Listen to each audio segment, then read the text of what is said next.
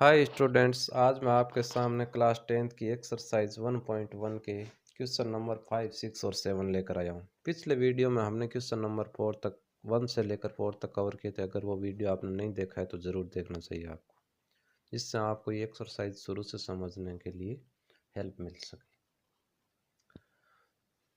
तो ये question number 5 हम करने जा रहे हैं। क्या लिखा हुआ है इसमें? जांच कीजिए कि क्या किसी प्राकृत संख्या n के लिए संख्या 6 की घात n अंक 0 पर समाप्त हो सकती है। मतलब हमको जांच करके बताना है कि कोई भी संख्या जो 6 की घात n के रूप की है, 6 की घात n के रूप की मतलब 6 की घात 1, 2, 3 कुछ भी आ सकता है। 6 की घात 1 हो जाएगा 6, 6 की घात 2 36 और 3 होगा तो 216। मतलब ये जो संख्या आ रही है ये अंक 0 पर समाप्त होती है। ये होती है या फिर नहीं होती है, हमको ये जांच करके बताना है। मतलब यहाँ पर हमने 3 देखी, ये तो अंक 0 पर समाप्त नहीं होती है, लेकिन सभी तो हम नहीं देख सकते ना, क्योंकि प्राकृत संख्याएं तो अनंत तक चलती है। तो इसका क्या तरीका होगा? 6 की घात n बराबर 2 गुणा 3 की घात n। मतलब 6 के दो अभाज्य गुणनखंड कर लिए हमने, 2 और 3। 6 की घात n में जो भी संख्या आएंगी उनका अभाज्य गुणनखंड करके देख लेना चाहिए। उसमें यह 2 और 3 के अलावा कुछ भी नहीं आने वाला। 2 और 3 के अलावा कुछ भी नहीं आएगा, क्योंकि 6 के जब हम अभाज्य गुणनखंड करते हैं तो 2 और 3 भी आता है। ये सभी संख्याओं में यह नियम लागू होता है। तो अगर 0 पर समाप्त होती तो इसके अभाज्य गुणनखंड में 5 भी शामिल होता, क्योंकि जो अंक 0 पर समाप्त होती है उसमें 5 का भाग जाता है। तो इसमें तो 5 अभाज्य गुणनखंड नहीं है, इसका मतलब इसके कोई भी संख्या 0 पर समाप्त नहीं होगी। तो आप क्या लिख सकते हो? जिसमें भी अभाज्य गुणनखंड 5 आ जाएगा तो वो हम लिख सकते हैं कि ये प्राकृत संख्या n के लिए 0 पर समाप्त हो रही है। लेकिन 6 की घात n में ऐसा नहीं है, इसलिए आप लिख सकते हो 6 की घात n के अभाज्य गुणनखंड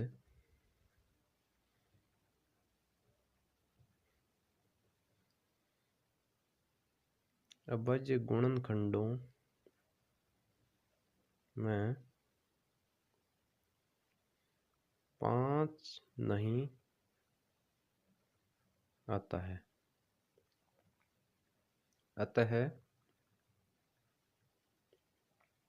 6 की घात n अंक 0 पर समाप्त नहीं होगा। इतना सा आंसर लिख कर आना है। ये एक बार आया भी हुआ है सीबीएसई में, नॉर्मल क्वेश्चन के जैसे। हो सकता है आपके भी आ जाए, इसको बिल्कुल भी इग्नोर नहीं करना है, ध्यान से एक बार देखना है इसको।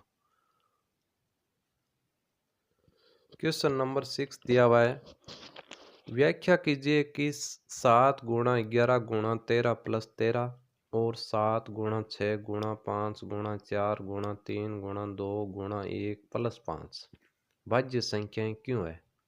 मतलब हमको दो संख्याएं दे रखी है, एक तो ये संख्या यहाँ से लेकर यहाँ तक है और एक ये संख्या दे रखी है, गुणा और प्लस के फॉर्म में दे रखी है।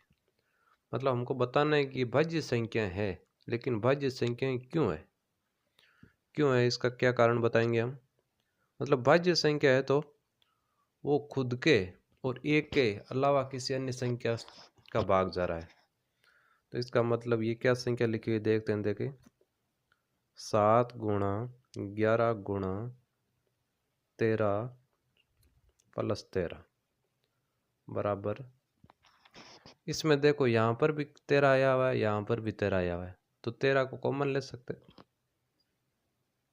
13 को अगर कॉमन लेंगे तो क्या आ जाएगा 7 गुणा 11। 13 तो कॉमन ले लिया है तो यहाँ से लिखना नहीं है, प्लस इस 13 को भी कॉमन ले लिया तो यहाँ पर क्या आ जाएगा 1।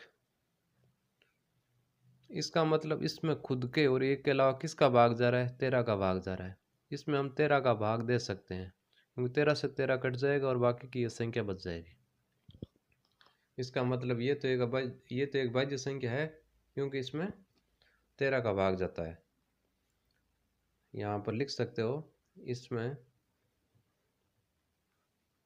संख्या 13 का भाग जाता है, अतः ये एक भाज्य संख्या है। अतः यह एक भाज्य संख्या है। उसने बोला क्यों है, तो हमने कारण बता दिया कि इसमें 13 का भाग जा रहा है, इसलिए ये एक भाज्य संख्या है। दूसरी संख्या क्या लिखी हुई है, 7 गुणा 6 गुणा 5 गुणा 4 गुणा 3 गुणा 2 गुणा 1 प्लस 5। इसमें भी देखो यहाँ पर 5 आया हुआ है, यहाँ पर 5 है, तो 5 को कॉमन ले सकते हैं, जिससे यहाँ पर हमने 13 को कॉमन लिया था। तो 5 को कॉमन लेने पर क्या आएगा, 7 6, 5 को नहीं लेना, 4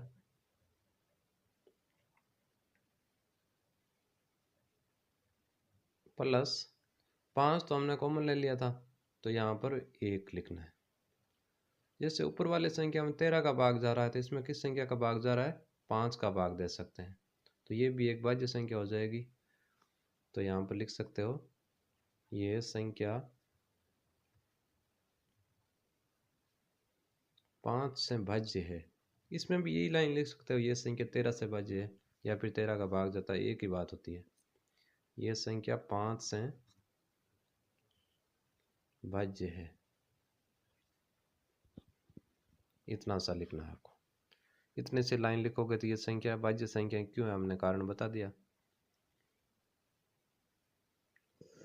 अब आता है क्वेश्चन नंबर 7। ये इंपॉर्टेंट लगा लो आप, ये इंपॉर्टेंट क्वेश्चन है आपके लिए,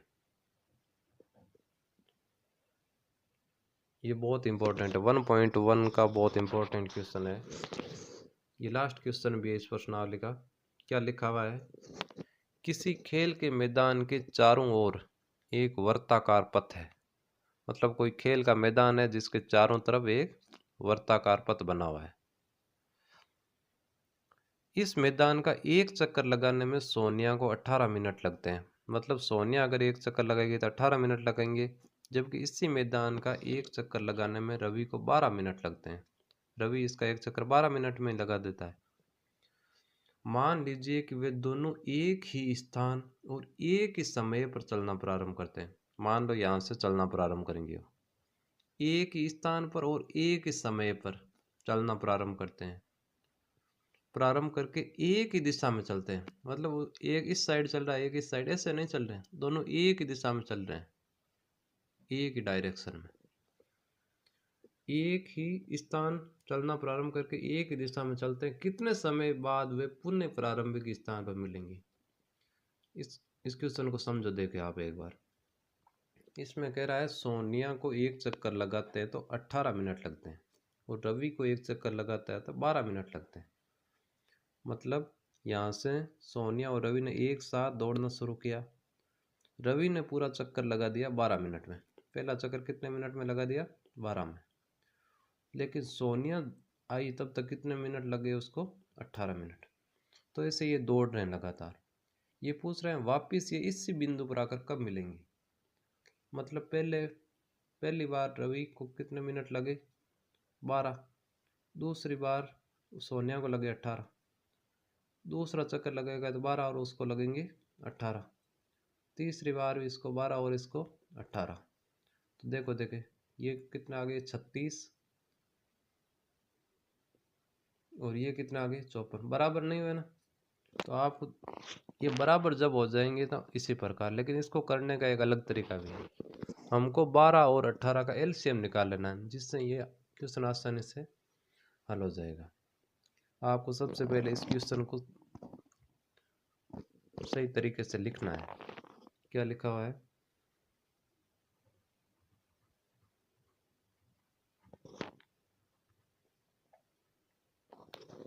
सोनिया को एक चक्कर लगाने में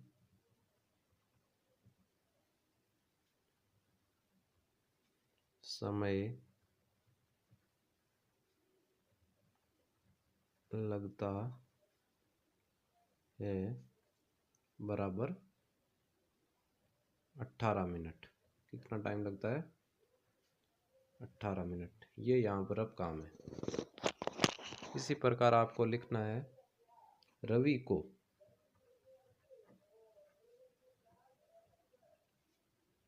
को एक चक्कर लगाने में समय लगता है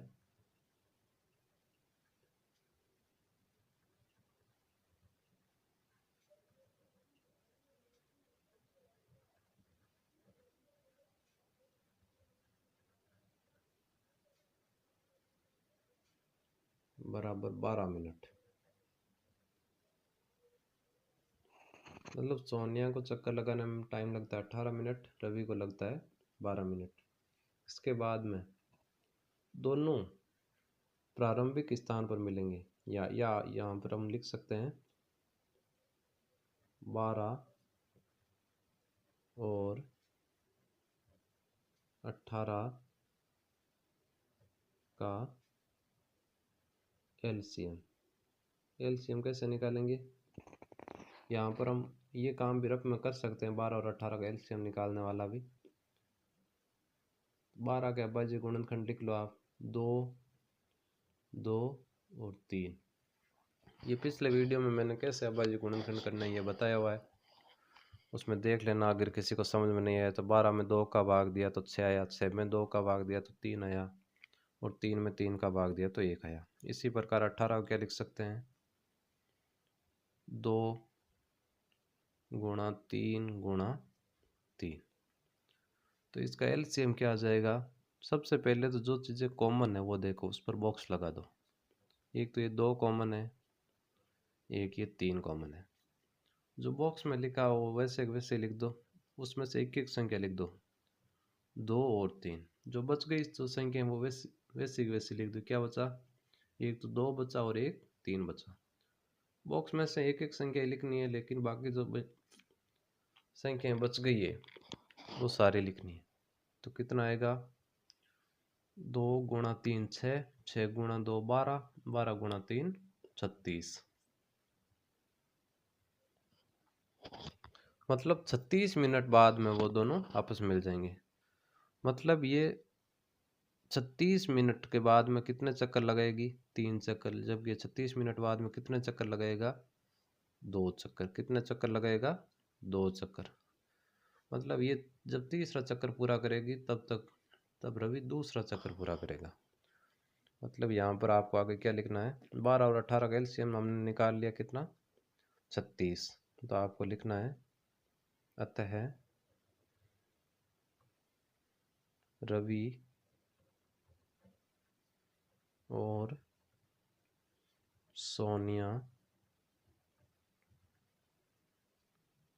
36 मिनट बाद, ये लाइन लिखना जरूरी है। यहाँ पर तो हमने केवल एलसीएम निकाला है। 36 मिनट बाद पुनः प्रारंभिक स्थान पर मिलेंगे।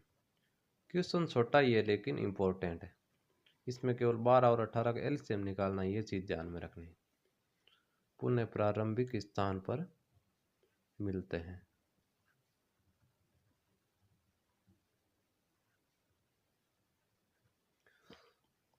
तो धन्यवाद स्टूडेंट्स, आज हमने क्वेश्चन नंबर 5, 6 और 7 कंप्लीट कर लिया है। अगर वीडियो पसंद आया तो इसको लाइक कीजिए और अपने दोस्तों के साथ ज़रूर शेयर कीजिए। चैनल को अगर सब्सक्राइब नहीं किया तो सब्सक्राइब कर लीजिए। Thank you.